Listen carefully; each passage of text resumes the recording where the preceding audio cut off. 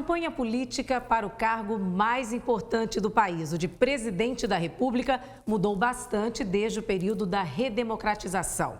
Nos últimos anos, a internet, as redes sociais e os aplicativos de mensagem obrigaram os estrategistas das campanhas a repensarem os planos para convencer o eleitor e, mais importante, conseguir o tão precioso voto. Esse processo todo foi alvo de estudos do professor universitário Alberto Mário Mafra Neto, que lançou um livro a respeito desse assunto. E é com ele que eu converso no Ponto e Contraponto de hoje. Boa noite, professor. Seja muito bem-vindo ao nosso programa. Boa noite, Stella. Eu que agradeço o convite. Para a gente começar, vamos definir o tema do seu estudo. O que é marketing político? Marketing político, na verdade, são as estratégias utilizadas pelos profissionais da comunicação em busca de evidenciar o candidato ao pleito para fazer com que o seu eleitorado ele o conheça melhor, fazer com que mostre todos os seus lados positivos para que ele consiga um êxito no pleito. E você lançou um livro recentemente, né? Está aqui comigo, o seu livro, e ele é fruto das suas pesquisas relacionadas a esse assunto? Na verdade, foi uma pesquisa para o meu mestrado, que eu fiz na Universidade Fernando Pessoa, em Portugal. E eu já, pela paixão que eu tenho pela política, pelo amor que eu tenho pela profissão da comunicação, eu comecei a estudar um pouco sobre o porquê, né? Como hoje a gente trabalha, de que forma, e o passado, como era no passado. A gente tem a vantagem, como você mesma falou agora há pouco, da tecnologia em nossas mãos. Isso facilita bastante. Porém, no passado, sem a tecnologia, como era trabalhado? Então, eu fiz todo esse estudo, desde a chegada da família real portuguesa ao Brasil até as eleições de 2018, dando uma parada bem estratégica nas eleições de 89 pós-diretas. Como você mesmo disse, o seu estudo ele remonta à redemocratização nos idos de 1989. Naquela época, como é que era o marketing político? Era analógico? É bem engraçado. Na verdade, era analógico, sim, né? Voltando um pouquinho para a época da ditadura militar, eu gosto muito de frisar isso, mas não existia eleição direta, de fato não existia. Mas existia-se já a questão do marketing político, entre aspas, não se utilizava esse nome, a palavra marketing ela se tornou popular após as eleições de 89, mas a propaganda, como se falava, era utilizada pelos candidatos na época para uma eleição indireta, né? Com a chegada da democratização em 89, a primeira eleição livre, né? Onde todos nós brasileiros tivemos a oportunidade de votar, o marketing político foi trazido pelo candidato eleito na época, Fernando Collor de Mello, para o Brasil, e que mostrou de fato a diferença nos mais de 10 candidatos que tinham naquela época. E foi uma diferença, assim, disparada com relação aos demais, porque essas estratégias foram exatamente a junção de todos os profissionais da comunicação em prol de sua candidatura. Quais foram as estratégias utilizadas naquela época que deram tão certo? Eu acho tão engraçado falar sobre isso, porque assim, naquela época eu ainda não tinha idade para trabalhar para isso, mas já saía às ruas junto com família, etc e tal. A festa que era, na verdade, ela era muito mais festiva do que é hoje. Existiam-se showmícios, né? Eles começaram a colocar as bandeiras na rua, as pessoas de bandeira na rua. Existia muita questão de brindes, que hoje também é proibido pela Justiça Eleitoral. Então, assim, era uma série de estratégias que eram utilizadas naquela época, que hoje a grande maioria delas não podem ser mais utilizadas, porque existe toda uma questão de poder econômico, etc e tal, mas que fez uma diferença muito grande para eleger o candidato naquela época. E qual foi o papel da mídia nas campanhas, né, naquela época? Então, a mídia principal, a TV, né? Até hoje a gente usa a TV como uma das mídias principais. Hoje eu digo que a TV já não é mais a principal mídia, né? Hoje nós passamos muito mais tempo nos streams, né? A gente passa muito mais tempo no telefone celular. Naquela época não tinha, não né? existia. Redes sociais, celular. Não, nada disso. Hoje eu costumo trabalhar os meus clientes, principalmente na questão da rede social. E a eleição de 2018, que a gente vai falar mais à frente, ela mostra exatamente isso. Mas naquela época utilizava-se rádio, TV, jornal impresso. Então, assim, eram páginas e páginas compradas pelos candidatos de jornal impresso e que, de fato, faziam uma diferença muito grande. Lógico, quem tinha o maior poder aquisitivo, o partido que investia mais em seu candidato, tinha uma vantagem, assim, assustadora. E como que os candidatos conseguiam alcançar facilmente o eleitor nessa época em que não existia, né, as redes sociais? Então, não existiam as redes sociais, mas como nos primórdios das eleições existiam os cabos eleitorais. Que era um papel. Né? E que até hoje muita gente se utiliza dessa estratégia. Debaixo do pano? Não é nem debaixo do pano, porque não é proibido, mas assim, eu digo que é arriscar muito, porque não funciona da forma como funcionava antigamente.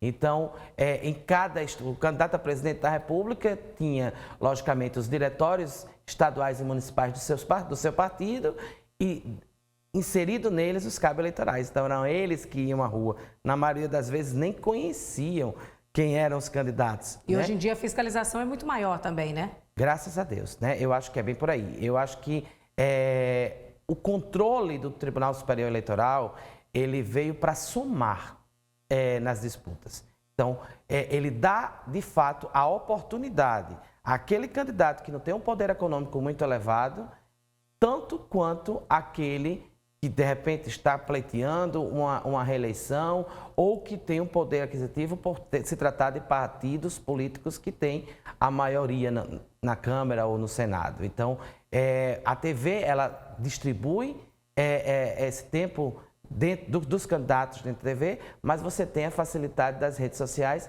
que você pode utilizar ilimitadamente, porém com muitas restrições. Alberto, você acha que as campanhas, elas demandavam muito mais esforço dos candidatos à presidência? Eu acho que toda campanha ela exige muito esforço, né? De sua equipe, do seu candidato. Trabalhar a imagem não é muito fácil. O marketing político ele está aí para ajudar, mas o marketing pessoal ele é essencial para cada candidato, né?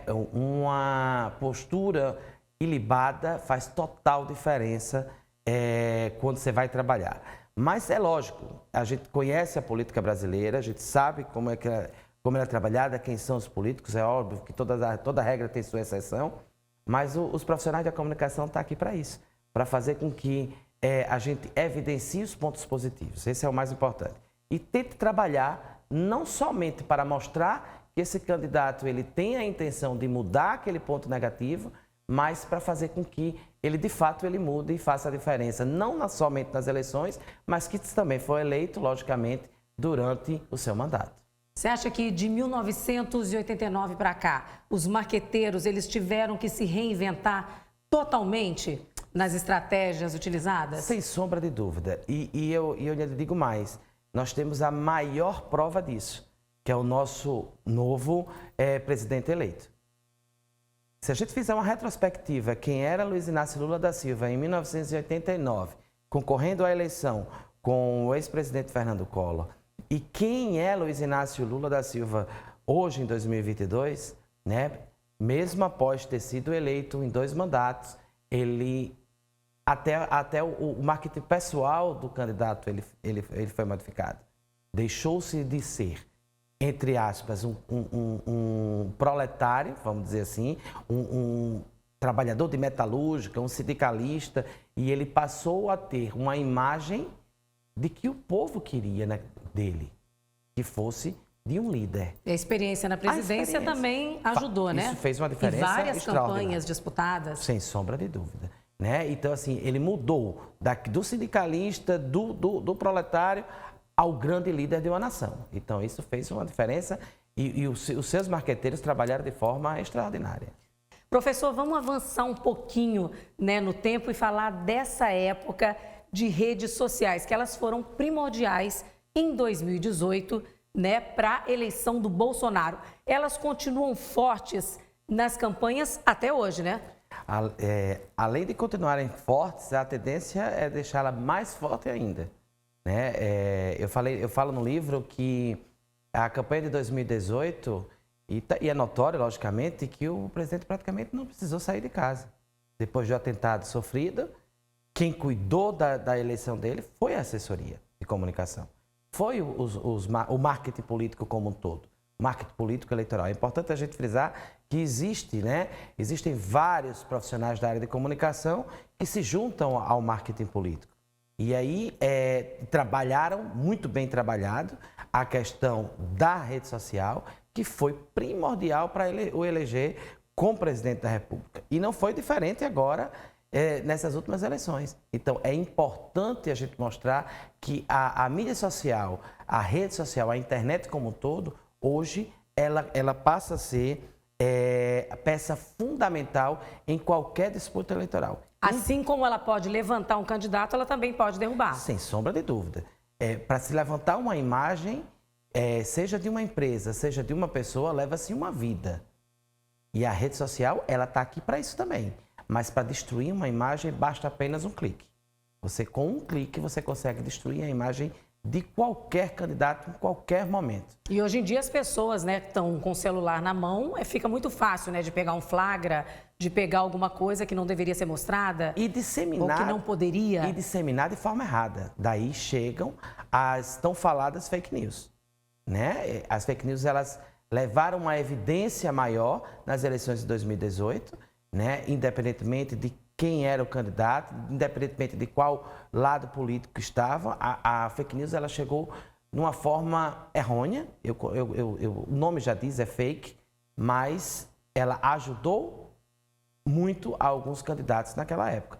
E o que vem acontecendo? Logicamente, hoje, com a fiscalização do TSE, isso está sendo cada vez melhor, faz com que ela venha a diminuir. Ela ainda não se extinguiu e eu acredito que, infelizmente, ela não vai sumir nunca, mas em bem menor proporção esse ano de 2022. As estratégias de campanha, elas agora precisam pensar as ações em função das redes sociais? É o ponto principal, na verdade. Nas eleições anteriores, os profissionais de comunicação, marqueteiro, como se chama, eu particularmente gosto muito de ser chamado de marqueteiro, embora algumas pessoas achem que não. Mas, antigamente, nós pensávamos inicialmente em TV e rádio. Ah, mas aí a TV e rádio ela perdeu a sua importância? De forma alguma. Ela tem que trabalhar em conjunto com a rede social. Mas a rede social hoje, a internet, ela é peça fundamental para que você consiga atingir todo o público e de todas as classes sociais.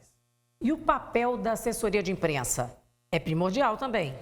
A comunicação como um todo, Estela, porque assim, na verdade, a gente trabalha com um leque de profissionais. Sejam eles o profissional de publicidade e propaganda, o relações públicas, o jornalista, o profissional de marketing, enfim, todos aqueles que trabalham com a comunicação, cada um no seu papel, faz uma diferença muito grande quando se junta em um só objetivo. E hoje, um candidato,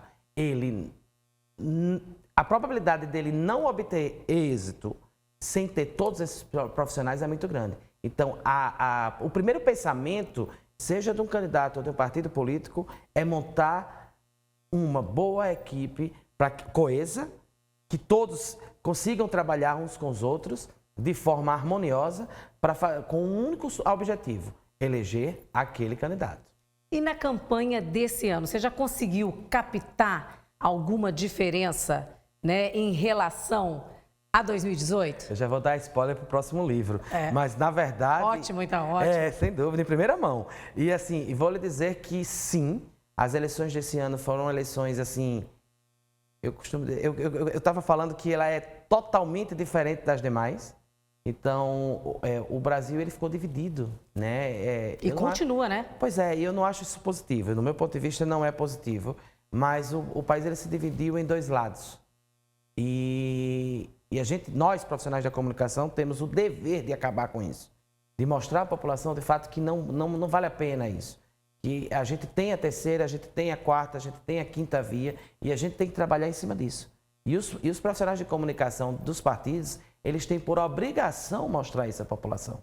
né? E a eleição de 2022, ela trabalhou de uma forma muito pesada a questão da rede social, mostrando, infelizmente, o lado negativo de cada um dos candidatos. Eu acho que, pelo menos a forma que eu gosto de trabalhar é evidenciar as qualidades e, principalmente, quais são as propostas que esse candidato tem e quer fazer para mudar, seja o seu município, seja o seu estado, seja o seu país. Mas esquecer um pouco dessa questão de ataque. E a estratégia, ela tem que ser focada exatamente nisso. E como é que você avalia a atuação da Justiça Eleitoral lidando com algo novo, né? Como as redes sociais, as fake news, como você falou? Eu acho que tudo é evolução, Estela. E assim como nós, profissionais da comunicação, evoluímos com a chegada da tecnologia, o Tribunal Regional e o Tribunal Superior Eleitoral também, a Justiça como um todo, ela evoluiu. Durante a pandemia nós tivemos o quê? Audiências virtuais. Isso acontece até hoje, permanece até hoje. Eu acho que o ser humano como um todo, ele tem que participar da evolução das transformações. E principalmente com o advento da tecnologia. A tecnologia, ela atrapalha também, em alguns casos, infelizmente, como é o caso da fake news, mas eu acredito mais, e eu tenho esse pensamento bem mais positivo, de que ela vem para somar, para ajudar e para evoluir sempre. E para 2026, é possível imaginar como é que as campanhas vão lidar no ponto de vista aí das estratégias de marketing político? Foi bom que você falou isso. Eu estava ontem fazendo uma análise e até comecei a pesquisar, que agora fala-se em metaverso, fala-se em realidade virtual. E confesso, tudo mudando muito rápido. Muito rápido. E eu confesso a você que me dá medo isso, porque a gente que viveu a era do analógico, como você fala, nós entramos na questão da tecnologia e agora vem esse metaverso. O que será o metaverso? Quem sabe em 2026 o candidato ele vai estar na sua casa fazendo um discurso político para alguém que está ele no Iapoque e o outro no Chuí. Isso pode acontecer. E eu acredito que isso pode vir a acontecer de fato já em 2026. E tudo muito rápido, né? Instantâneo. Não é mais rápido. O rápido já é passado. Hoje é instantâneo, é em tempo real. Você posta agora. Você agora está no Japão, os eleitores do Japão já estão levantando um pensamento sobre você, candidato, se vai votar, porque hoje né, a gente viu aí com o presidente, ele foi eleito na maioria dos países, ou seja, você mora em outro país e você pode votar para o presidente do seu país. E o que dava certo ontem já não está dando certo agora, né? Sim, muda, né? O mundo está em constante evolução. Então, o que hoje para a gente é bacana, amanhã já não é mais. Então, a tecnologia, como eu disse, ela assusta. Eu prefiro pensar de uma forma positiva, mas ela assusta você. A gente não sabe o que é que pode vir amanhã. Hoje a gente lança um candidato, a coisa mais bonita do mundo, amanhã aparece um escândalo. Ou hoje mesmo, daqui a 10 minutos, 20 minutos, aparece um escândalo e a gente tem que mudar totalmente a estratégia daquele candidato para tentar, entre aspas, ofuscar aquilo que aconteceu.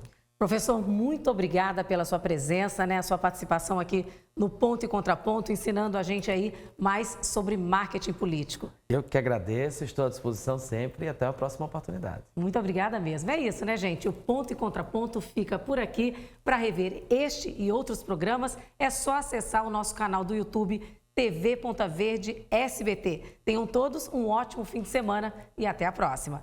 Tchau, tchau.